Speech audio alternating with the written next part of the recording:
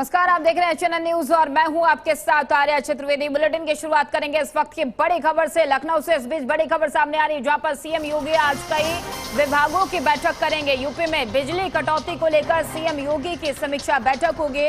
ऊर्जा विभाग के कामकाज और विद्युत आपूर्ति की समीक्षा करेंगे। ऊर्जा मंत्री AK शर्मा और विभाग के आला अधिकारी भी मौजूद रहेंगे। शाम 5:30 बजे आयुष विभाग की ये अहम बैठक होगी और शाम 6:30 बजे STF के साथ सीएम की बैठक होगी। साथ ही 7 बजे कानून व्यवस्था पर सीएम की बड़ी बैठक होने वाली है। सभी जिलों के अधिकारी वर्चुअली बैठक में जुड़ेंगे। 5 KD सीएम आवास पर अहम बैठक होंगी। ये सारी बैठक 5 KD सीएम आवास पर होंगी और आगामी त्योहारों कानून व्यवस्था पर चर्चा भी की जाएगी। दरअसल उत्तर प्रदेश में भीषण गर्मी के बीच गहराते बिजली संकट ने सरकार और प्रशासन की चिंता बढ़ा दी है। राजधानी लखनऊ समेत कई जिलों में घंटों बिजली कटौती, तकनीकी खराबी और लगातार बाधित आपूर्ति ने आम लोगों की परेशानी बढ़ा दी है।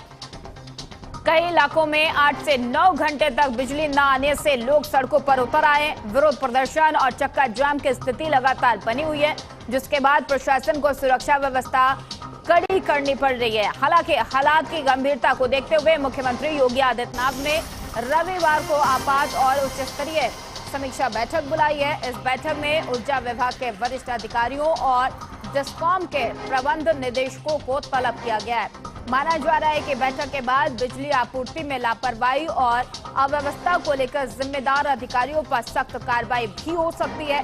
प्रदेश के कई जिलों से लगातार बिजली आपूर्ति बाधित होने और अघोषित कटौती की शिकायतें सामने आने के बाद सरकार ने अपना रुख सख्त कर लिया है।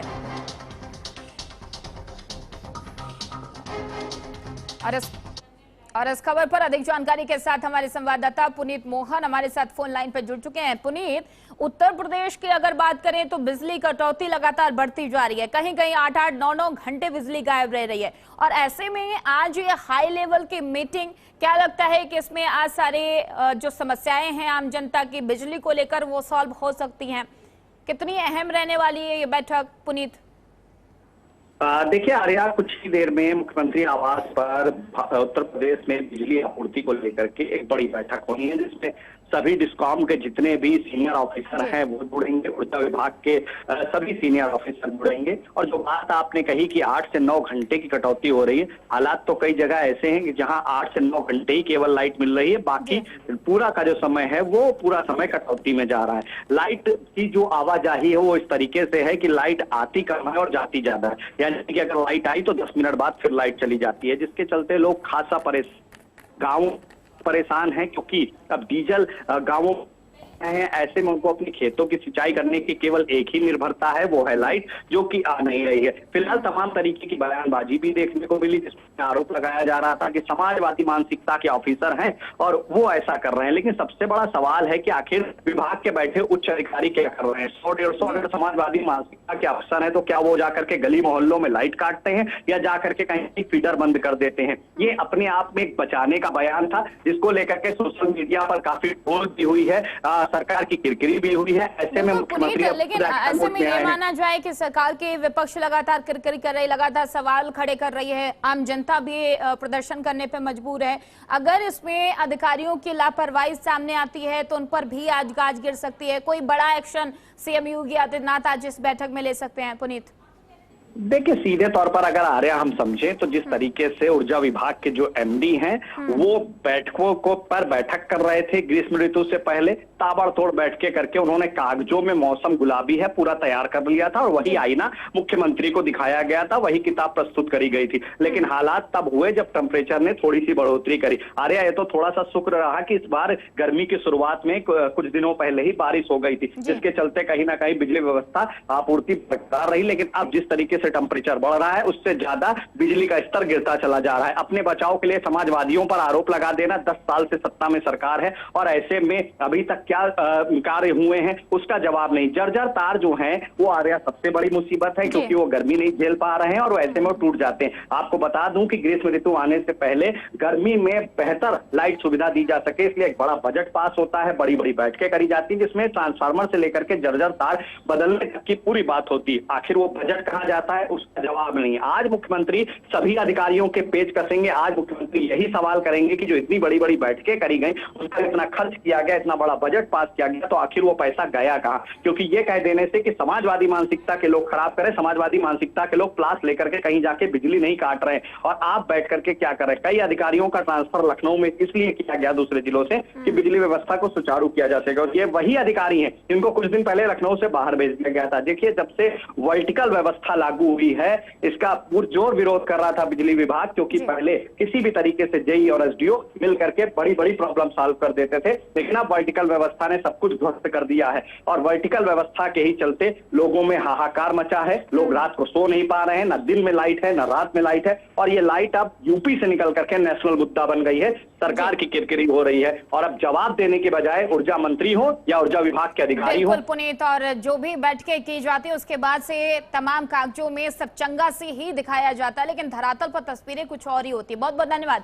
पुनीत तमाम सारी जानकारी देने के लिए। और उस बीच बड़ी खबर का रुख कर लेते हैं। बसपा सुप्रीमो मायावती ने आज अहम बैठक बुलाई है। यूपी चुनाव को लेकर बीएसपी की ये अहम बैठक होगी। यूपी के पार्टी नेताओं से बैठक होगी जिसमें कई मुद्दों पर चर्चा हो सकती है। दरअसल बीएसपी यूपी स्टेट कार्यालय 12 माल एवेन्यू लखनऊ में यह बैठक आयोजित की गई है। संगठन की मजबूती, जन आधार बढ़ाने पर चर्चा और आगामी विधानसभा चुनाव की तैयारियों पर मंथन और चिंतन किया जाएगा। जिलाध्यक्ष और वरिष्ठ पदाधिकारियों को दिशा निर्देश भी आज इस बैठक में मायावती देती हुई नजर आएंगी। साथ ही प्रत्याशी चयन को लेकर भी अहम और बड़ी चर्चा हो सकती है। तो इस बीच बड़ी जानकारी आपके साथ साझा करें। यूपी चुनाव को लेकर तमाम पार्टियां एक्शन मोड में नजर आ रही है, लेकिन इस बीच बीएसपी भी अपने नए प्लान के साथ एक्शन मोड पर नजर आ रही है। आज ये अहम बैठक होने वाली है। बीएसपी अध्यक्ष मायावती आज ये बैठक करेंगे, जिसमें तमाम पदाधिकारी इस बैठक में मौजूद रहेंगे। चुनाव को लेकर, धरातल पर स्थिति को लेकर मंथन और चिंतन आज इस बैठक में किया जा सकता है। यूपी चुनाव को लेकर ये बीएसपी के अहम बैठक हो रही है, जो कई सवाल भी खड़े कर रही है। यूपी के पार्टी नेताओं से आज अहम वार्ता होगी, चिंतन और मंथन किया जाएगा। संगठन की मजबूती, जनाधार बढ़ाने पर भी चर्चा होगी और इसके साथ ही आगामी विधानसभा चुनाव की तैयारियों को लेकर भी मंथन और चिंतन किया जा सकता है, क्योंकि बहुत नजदीक हैं 2027 के चुनाव, चंद महीने बचे हैं और ऐसे में धरातल पर तमाम पार्टियां उतरती हुई नजर आ रही है। इसमें से एक बीएसपी भी है, जिसका जनाधार लगातार उत्तर प्रदेश में कम होता हुआ चला गया और अब ऐसे में आज ये बैठक होने वाली है, जिस पर चिंतन और मंथन किया जाएगा। और इस खबर पर अधिक जानकारी के साथ हमारे संवाददाता विकास यादव हमारे साथ लाइव जुड़ चुके हैं। विकास, अगर उत्तर प्रदेश विधानसभा चुनाव की बात करें तो तमाम पार्टियां एक्शन मोड में नजर आ रही हैं, लेकिन बीएसपी भी अब इसमें एक्शन मोड में नजर आ रही है। आज ये बैठक की जाएगी, चिंतन और मंथन आगामी चुनाव को लेकर किया जाएगा। विकास, कितनी अहम मानी जाए आज की बैठक, क्योंकि अगर बीएसपी का देखा है तो उत्तर प्रदेश में लगातार जनाधार कम होता हुआ चला गया। विकास जी बिल्कुल, आज जो बसपा की जो बैठक है वो लखनऊ में होने वाली है और ये बैठक जो है वो कहीं ना कहीं बहुत अहम मानी जा रही है, क्योंकि इसको लेकर तमाम सारी जो अटकलें थी वो बसपा सुप्रीमो आज उसको लेकर जो है वो क्लियर कर सकती हैं। और इस बैठक में सीधे तौर पर कहा गया है कि सभी जो जिलाध्यक्ष हैं और वरिष्ठ पदाधिकारी हैं वो शामिल होंगे और इस बैठक में तय किया जाएगा, क्योंकि आने वाले समय में पंचायत चुनाव भी हैं उत्तर प्रदेश में और इसके बाद कहीं ना कहीं 2027 के जो चुनाव है उसको लेकर मंथन किया जाएगा। और ये बैठक इसलिए अहम मानी जा रही है क्योंकि इससे पहले हमने देखा कि कांग्रेस के कुछ वरिष्ठ पदाधिकारी उनके घर पे पहुंचे थे और हमने देखा भी कि कांग्रेस चाहती है कि कहीं ना कहीं बीएसपी के साथ गठबंधन किया जाए और इसको लेकर कांग्रेस को कहीं ना कहीं यह भी देखा गया कि खाली हाथ लौटना पड़ा। जब उनके घर पर कांग्रेस के पदाधिकारी पहुंचे थे तो तो उनको घर से बाहर ही लौटा दिया गया था और मीटिंग नहीं हुई थी। अब इसको लेकर भी आज क्लियर हो जाएगा कि कहीं क्या कांग्रेस के साथ गठबंधन होगा या अकेले। बिल्कुल विकास, ऐसे में ये भी माना जाए कि चुनाव में चंद महीने का समय बचा हुआ है, हर पार्टी जोर लगा रही है, लेकिन अगर बीएसपी की बात करें, कांग्रेस भी गठबंधन की एक सुगबुगाहट जो है वो निकलकर सामने आ रही है। क्या आज इस बैठक में इस पर भी चर्चा हो सकती है कि बीएसपी किसके साथ, किस पार्टी के साथ गठबंधन करे? क्या कांग्रेस को आगे इसमें रखा जा सकता है? क्या आज ये तस्वीरें भी साफ हो जा सकती हैं? क्योंकि तमाम प्रदेश जो पार्टी के पदाधिकारी हैं वो इस बैठक में शामिल होने वाले हैं। विकास, बिल्कुल, निश्चित तौर पर आपने जैसा कहा कि कांग्रेस की जो आज गठबंधन को लेकर बातचीत है वो भी क्लियर हो जाएगी, क्योंकि सबसे बड़ी बात यह है कि कांग्रेस चाहती है, कहीं ना कहीं हमने जमीनी तौर पर भी बात की, कई नेताओं से संपर्क किया, तो उन्होंने कहा कि अगर गठबंधन होता है तो अच्छा है, लेकिन जो बहुजन समाज पार्टी है और उनकी सुप्रीमो जो मायावती है, इसको लेकर अगर वो कुछ आज कहती हैं, क्लियर करती हैं, तो इस पर सबसे बड़ी अहम बात होगी कि वो इसको लेकर क्या कहती हैं, क्या नहीं कहती हैं, और इसको लेकर जो तस्वीर है वो भी क्लियर हो जाएगी। मुझे लगता है इसके लिए ज्यादा समय नहीं है, आज जो बैठक होगी वो लगभग शुरू हो चुकी है और बैठक शुरू होने के बाद एक प्रेस कॉन्फ्रेंस भी आयोजित की जाएगी, जिसके बाद ये तस्वीर क्लियर हो जाएगी कि कांग्रेस के साथ गठबंधन होगा कि नहीं होगा। और साफ तौर पर मैं आपको बता दूं कि 2027 के जो चुनाव उसके मद्देनजर देखा जाए तो कहीं ना कहीं जो और भी पार्टियां हैं, चाहे समाजवादी पार्टी की बात की जाए, चाहे भारतीय जनता पार्टी की बात की जाए, उनके साथ भी कई सारी अटकलें हमने देखी कि कहीं ना कहीं बीएसपी जो आने वाले समय में जो चुनाव को लेकर वो गठबंधन कर सकती है, लेकिन इसकी साफ तस्वीर आज बैठक में क्लियर हो जाएगी, क्योंकि आज जो बैठक हो रही है उसमें साफ निर्देश दिया गया है कि जो छोटी छोटी बैठकें की जाएं और गठबंधन को मजबूत किया जाए, संगठन के विस्तार को लेकर बात की जाए। अब ये चिंताजनक और पार्टियों के लिए हो सकता है, अगर वो कांग्रेस या समाजवादी पार्टी के साथ गठबंधन नहीं होता है तो दूसरी पार्टियों के लिए एक चिंता का विषय बन सकता है, क्योंकि जो मायावती का जो कोर वोटर है, जो कहीं ना कहीं वो एक सरकार बनाने में अहम रोल अदा करता है, तो ये अन्य पार्टियों के लिए कहीं ना कहीं एक चिंता का विषय बन सकता है। विकास, अगर मैं गलत नहीं हूं तो बीएसपी का जो जनाधार है उत्तर प्रदेश में वो लगातार कम होता गया, बीएसपी का जो कोर वोटर है वो विपक्ष की तरफ शिफ्ट होता चला गया। ऐसे में अगर मायावती की पार्टी हर विधानसभा में अकेले चुनाव में उतरती है तो इसका सीधा खामियाजा विपक्ष को हो सकता है, समाजवादी और कांग्रेस पार्टी को हो सकता है, अगर मैं गलत नहीं हूं। विकास,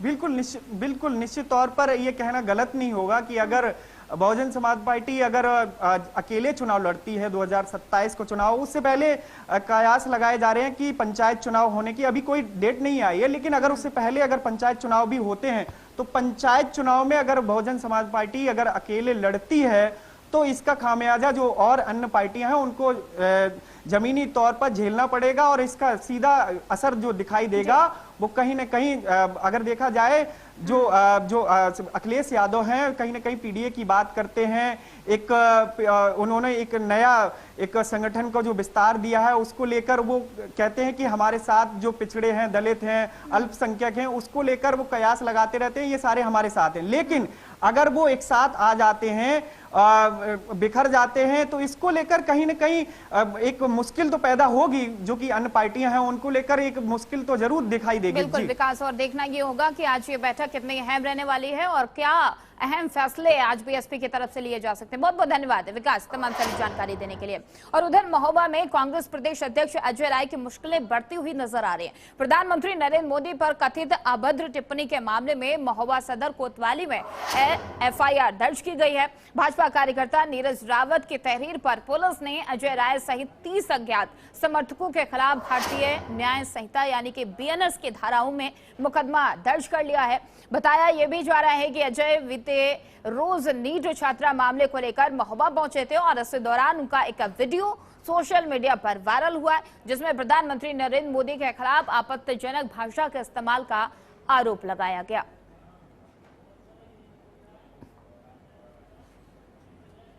इसको जरिए सोशल मीडिया एक वीडियो संज्ञान में आया, जिसमें भारतीय राष्ट्रीय कांग्रेस के प्रदेश अध्यक्ष श्री अजय राय के द्वारा अपने समर्थकों के साथ विधि विरुद्ध जमाव करते हुए सरकारी कार्य में बाधा उत्पन्न की गई एवं आम रास्ते को अवरुद्ध किया गया।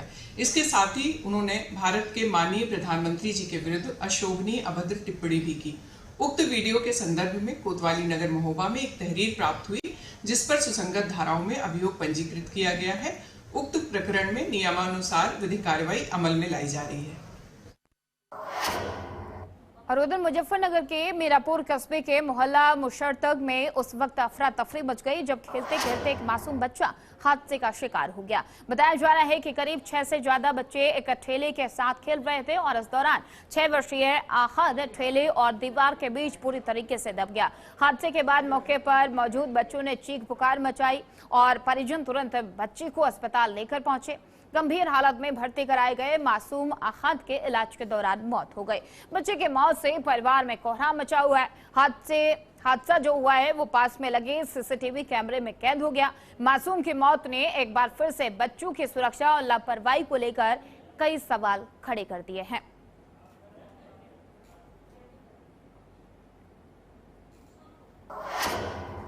और उधर झांसी के भुटाई गांव से एक दिल दहला देने वाली वारदात सामने आई। यहां 4 बच्चों की मां रजनी के बेरहमी से गला घोंटकर हत्या कर दी गई है। महिला का शव उसके घर के कमरे के चारपाई पर खून से लथपथ हालात में मिलने से इलाके में सनसनी फैल गई। घटना के समय घर में बच्चे सो रहे थे, जबकि मृतका का पति मजदूरी के सिलसिले में बाहर गया हुआ था। पुलिस प्रेम प्रसंग के एंगल से मामले की जांच कर रही है और एक व्यक्ति को हिरासत में लेकर पूछताछ की रही है।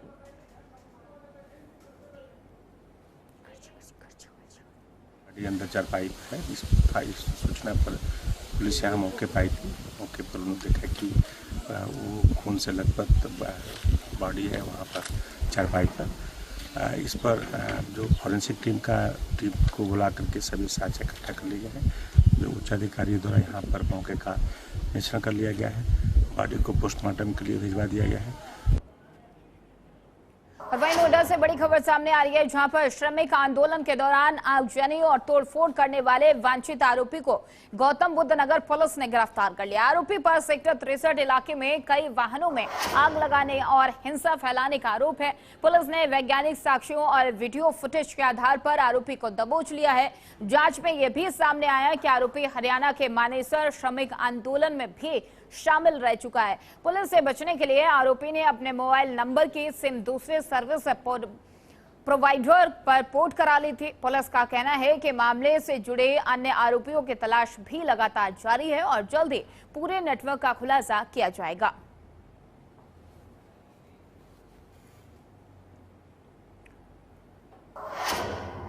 और वहीं संभल शहर में बढ़ते अतिक्रमण पर प्रशासन ने सख्त रुख अपना लिया है।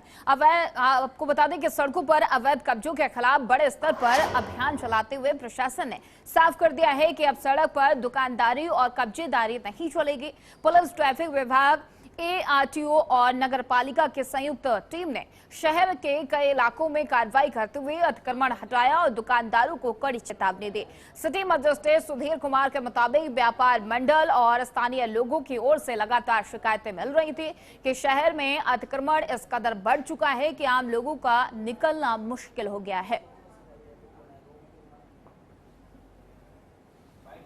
संभल कस्बे में व्यापार मंडल ने भी और पब्लिक कुछ व्यक्तियों द्वारा भी शिकायत की गई थी कि अतिक्रमण काफी बढ़ गया है, इससे पब्लिक को परेशानी हो रही है। तो जिलाधिकारी महोदय द्वारा निर्देशित किया गया था कि एक समय रखकर और सभी विभागों के समन्वय से इस अतिक्रमण को हटाया जाए। इसमें CO पुलिस, ट्रैफिक, ARTO, नगर पालिका का सहयोग लेकर आज यशोदा चौराहे से लेकर शंकर चौराहे होते हुए आपके कोतवाली तक अतिक्रमण जो था, जो अवैध अतिक्रमण है दुकानदारों द्वारा जो कर लिया गया था, उसको आज हटाया गया है तथा उनको चेतावनी भी दी गई है कि आगे अगर ये करते हैं अतिक्रमण तो आज तो इनको केवल चेतावनी देकर छोड़ा गया है, लेकिन आगे से इनके ऊपर जुर्माना भी लगाया जाएगा। और वहीं अलीगढ़ से बड़ी खबर सामने आ रही है। सड़क पर नमाज पढ़ने का ऐलान और कथित आपत्तिजनक बयान को लेकर एआईएमआईएम जिलाध्यक्ष यामीन खान के खिलाफ थाना सिविल लाइन में मुकदमा दर्ज किया गया है। जानकारी के मुताबिक यामीन खान में कावड़ यात्रा और कावड़ियों को लेकर भी आपत्तिजनक टिप्पणी की और इस मामले में गौरव माहेश्वरी ने थाना सिविल लाइन में तहरीर दी, जिसके आधार पर पुलिस ने बीएनएस की धारा 192 और 353 के तहत एफआईआर दर्ज कर ली है। फिलहाल पुलिस का कहना है कि मामले की जांच के आधार पर आगे की कार्रवाई की जाएगी। वहीं इस पूरे विवाद को लेकर अलीगढ़ में सियासी माहौल भी गर्मा गया है। मैं यामीन खान अब्बासी, जिलाध्यक्ष ऑल इंडिया मजलिस इत्तेहादुल मुस्लिमीन अलीगढ़। हमारे पश्चिमी उत्तर प्रदेश के अध्यक्ष डॉक्टर मेहताब चौहान साहब के निर्देश पर आज समस्त पश्चिमी उत्तर प्रदेश के जिलों में आगामी 28 मई से लेकर 30 मई तक ईद उल अजहा के त्योहार को मद्देनजर रखते हुए जिले की तमाम ईदगाहों पर, तमाम मोहल्लों में, मुस्लिम आबादी क्षेत्रों में सफाई व्यवस्था, पेयजल व्यवस्था, निर्विवाद विद्युत आपूर्ति और व्यापारियों की सुरक्षा। दूसरा यह है कि ईदगाहों पर जब तादाद ज्यादा हो तो हमें जो ईदगाह के सामने सड़क है उस पर नमाज पढ़ने की अनुमति दी जाए। इन 5 सूत्री ज्ञापन को लेकर के हम आज जिलाधिकारी महोदय को ज्ञापन देंगे। और उधर कानपुर में उस वक्त हड़कंप मच गया जब 50 से ज्यादा आईटीबीपी जवान अधिकारियों के साथ पुलिस कमिश्नरेट पहुंचे। मामला एक आईटीबीपी जवान की मां के हाथ कटने और इलाज में कथित लापरवाही से जुड़ा है। घटना के बाद स्वास्थ्य विभाग के रिपोर्ट से नाराज जवानों का गुस्सा खुलकर सामने आया। कमिश्नरेट परिसर में बड़ी संख्या में हथियारबंद आईटीबीपी जवानों की मौजूदगी से पुलिस और प्रशासनिक महकमे में हड़कंप मच गया। हालात ऐसे दिखे मानो जवानों ने पूरे कमिश्नरेट को घेर लिया हो। बताया जा रहा है कि इलाज में लापरवाही का वीडियो भी सोशल मीडिया पर वायरल हुआ है। कानपुर में हुई इस घटना ने सुरक्षा एजेंसियों और स्थानीय प्रशासन के बीच समन्वय को लेकर नई बहस छेड़ दी है। अब सभी की नजरें अगले प्रशासन की कार्रवाई पर टिकी हुई हैं।